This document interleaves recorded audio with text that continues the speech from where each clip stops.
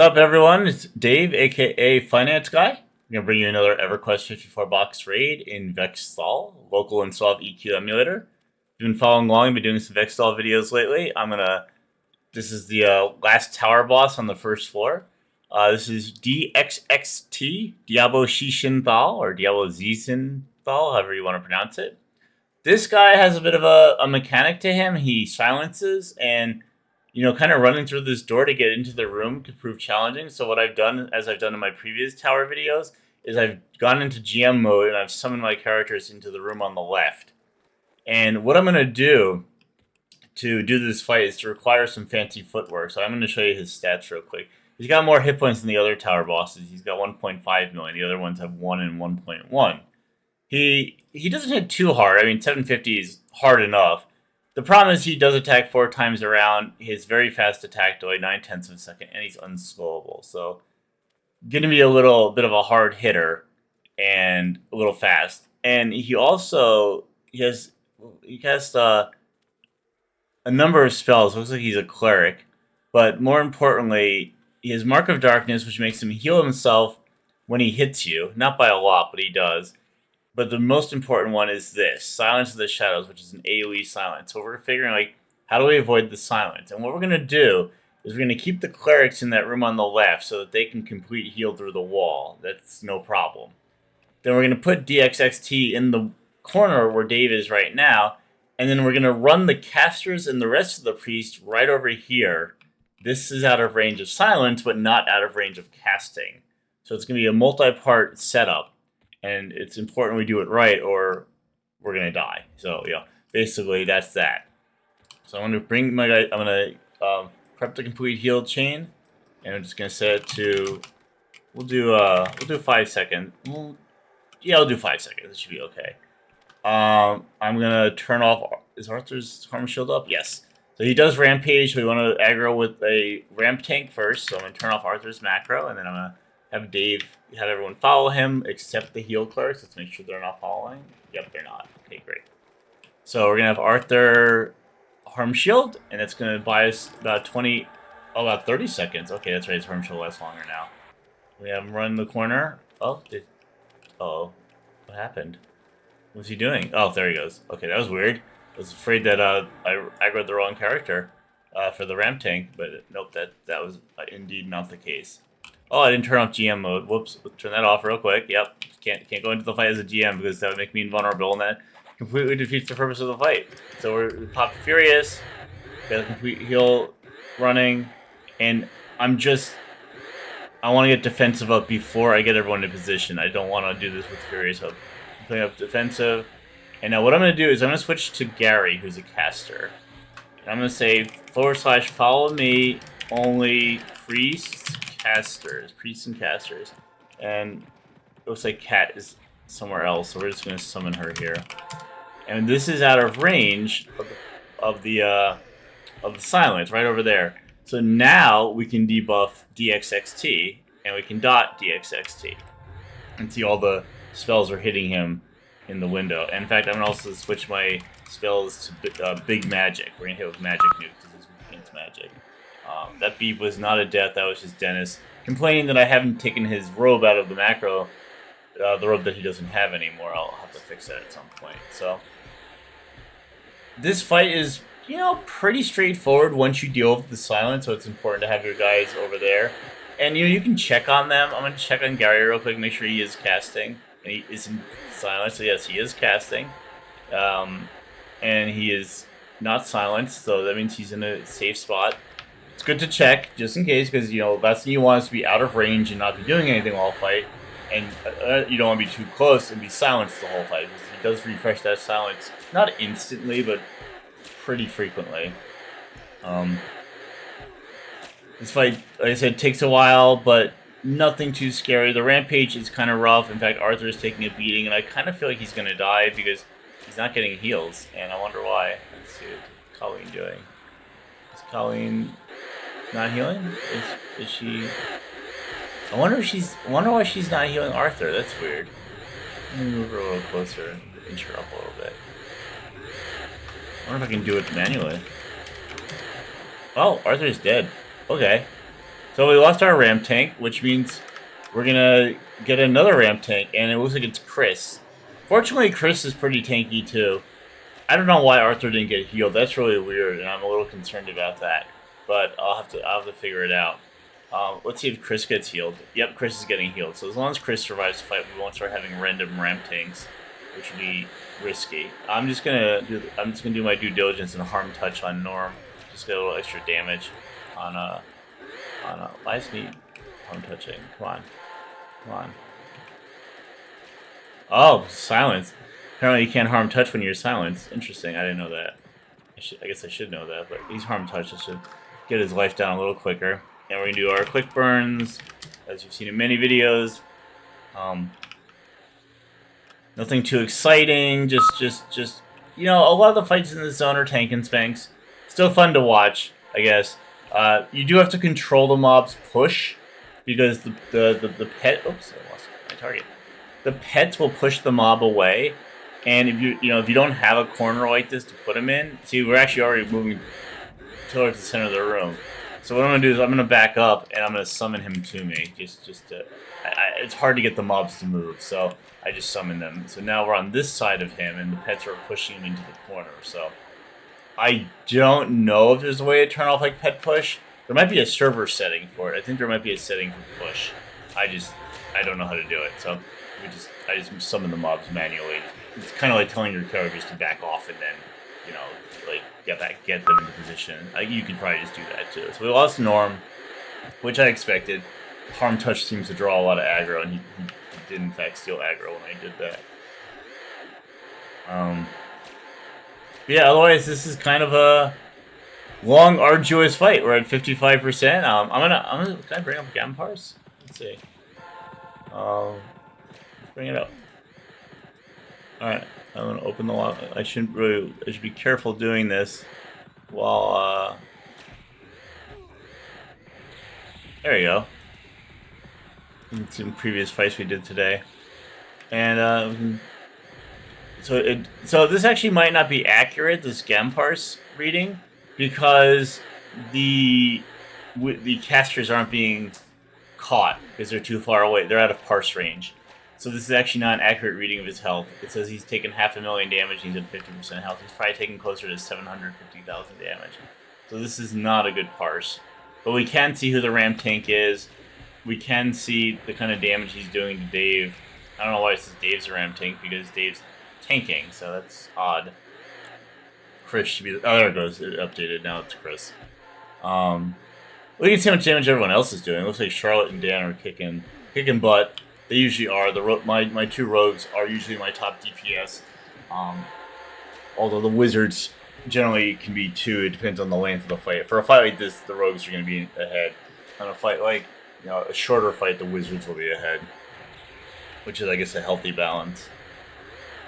Not a whole lot going on otherwise, though. I wish I could make these fights more interesting.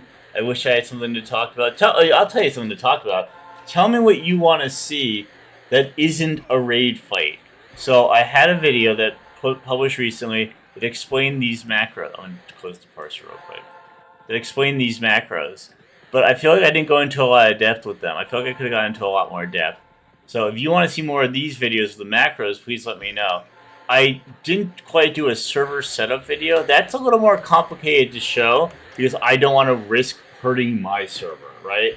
So if I do a full walkthrough of the server setup, I'm worried that my server will get overwritten or something will happen to it. I do take backups, but I need to be cautious. I was eventually going to do 6-boxing and show a little bit about that, but I feel like I just don't have enough time in real life to do both, and I do want to progress through all the raid content between Classic and Omens of War. I didn't show Classic and Kunark videos, so I didn't have the idea to do this channel until I was in Velius. Honestly, I find Classic and Kunark to be a lot less exciting. But maybe one day I'll start over. I thought to myself, well, what do you do when you get to Omens of War and you're done? Maybe I start over, make the rules a little differently. I have a few custom rules on this server. There's no res effects. You don't lose experience when you die. When a fight ends, it's a raid fight ends, it's only 30 seconds until fast regen instead of 5 minutes. Just a couple of quality of life improvements. I don't do quests, so like, say I get an item, say you get an item where you have to get a drop from a raid mob, and then like some gems, like the Velius quest for like the Skyshrine armor, you have to get drops off the halls of testing. I don't do the gems because it's too hard to track inventory across 54 characters. So, I guess what I was getting at with this line of talking is, what do you want to see? You know, it's easy to show the raid fights, and some of them are a little boring, like this one, which is just kind of going on and on. Hopefully, Chris doesn't die. Looks like he's about to. But yeah, what do you want to see? Let me know. I will try to accommodate, because I get a lot of comments asking for more technical videos, and I can definitely record them. Like no big deal. So DXXT is at 28%. Still got a bit to go. It's funny. I was just saying to my wife, I'm gonna have to record AHR at some point, and that's like a 20 to 25 minute fight. I'm gonna figure out what to talk about for 20 to 25 minutes. I just don't know what to talk about. I don't like the high hit points of these mobs and the lack of DPS. I need like more powerful spells, or you know, better weapons, or AAs that increase your attack power further. Although I feel like my attack power is pretty freaking high in some of my characters, 1500 to 1600 on most of my characters, which I think is enough to, you know, hit even like really high AC mobs for a lot of damage.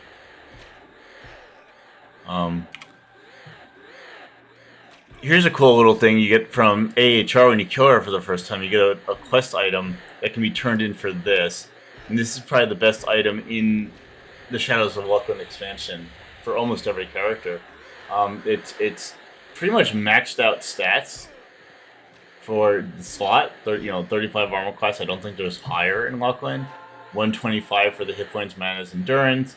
20 to each resist, 15 to each stat, 20 attack power, 888 for hit point, mana regen. I don't think anything in the game gives damage shield like this at this point in the game. I think this is like a unique, which is super cool. I think there's some clicky damage shield, but nothing that's based on the item. So that's really cool. And you can give this to everyone. Every time you kill AHR, you get one of them. Or you get the item to turn in for one of them. So I gave one to Dave to start, and then one to Allie, my other warrior, for second. Probably start giving it to the complete heal clerics next, because the mana regen will make them never run out of mana. You can see this fight's been going on for a long time, and Mary especially. Oh, there goes Chris. We have a new ramp tank. Mary especially has still almost 80% mana, and she's been complete healing with a 6-second delay the whole fight. So it's pretty cool. He is not slowed anymore. Hold on. Let me speed up that complete heal rotation. I just noticed he's not slowed anymore. I don't know why the shaman aren't re-slowing him, so I'm gonna switch to a shaman. Why is she sitting? That's weird. I gotta fix that. Why is she medding? Huh. Well, I'm gonna cast Trigger's Insects manually. Sometimes I gotta do this manually because characters glitch out. Oh, he's immune to... Wait. Oh, he's immune to slow. That's right. I was thinking of the previous fight. The previous fight, we slowed the mob on a DXX. DXX was slowable. DXXT is not slowable. My bad. I knew something was wrong. Or I was thinking wrong. I'm just gonna move him off the wall. Okay. Kind of curious what he's gonna drop. I will say, as I said in other Vex Thal videos, the loot in this zone is phenomenal. I'd love to come here at level 65 while I'm still trying to figure out how to break into Plane of Time. Granted that I can just teleport into Plane of Time with a zone command, but I do want to try to do the expansion in order as it was intended. There are certain fights I'm not sure how I'm going to do just because of mechanics. If you have noticed, I haven't posted an Emperor Ssra video because I'm not really sure how to do that fight with boxing, especially with the melee weapons not working against him, and you have to swap out Emp weapons, which I can do. I have a macro for that. But I tried Ssra, same problem. His dot was killing everyone, and I just couldn't hold aggro on him. He was just running around killing everyone, and then he has that huge stun. I might try using Infusion on him. That's the AA, the veteran AA, that maxes out all your resistances for 15 minutes. That might be the trick to killing him. I'm not sure. I feel like his loot is great, but I feel like coming into Vex Thal, I can just get equivalent loot here. So there's not a terrible reason to do Ssra except for completion, which maybe I'll do him at 65 if I can't beat him at 60. I don't know. My server, don't have to do certain mobs if I don't want to. Oh man. Well, here we go. DXXT. It's at 2%. You've been listening to me ramble for like, God, like a year. And he's finally going to die at some point. Here we go. Alright, DXXT, what do you got on you? It's waiting just a few more seconds. Did anyone die? Yeah, we lost. Oh, we lost a bunch of characters. Okay. So let's summon back the dead. Can do pound summon. Yeah, we lost a fair share of characters that time. Oh, we lost one of the complete heal clerics. That's very interesting. That usually doesn't happen. I wonder if she got rampaged. Oh, I don't know why I did hit that button. Okay, let's get off the corpse. And then we'll go here. And it looks like, oh, those are very nice for clerics. And what's this? Reduce mana cost of spells by 10%. That's nice. What's this? Oh, I'm not going to loot that. So I'm just going to loot the legs and the neck. So we're going to do, first of all, I'm going to summon the clerics over here. I'm just going to summon everyone to me. Just because the clerics are in the other room instead of moving them through the doorway, which is kind of frustrating sometimes. I'm just going to summon everyone. And then it looks like the complete heal rotation is actually still going. I will show the complete heal rotation macro at some point. I think I showed it in my macro video, but maybe I'll try to explain it better in another video. I think it's important that you understand how complete heal macro works so that you can use it accordingly, but I think I did explain it.